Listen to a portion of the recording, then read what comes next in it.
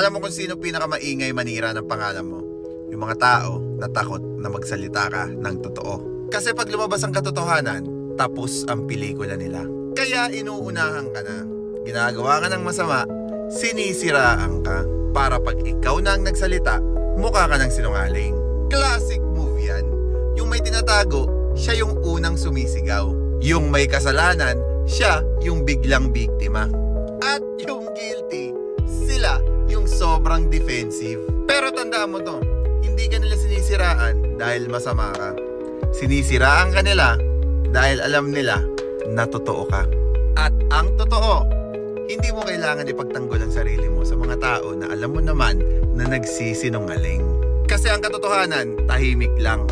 Pero pag dumating yan, isa-isa silang babagsak. So let them talk. Takot lang sila na pag nagsalita ka, wala na silang kwento. Diba? Peace out.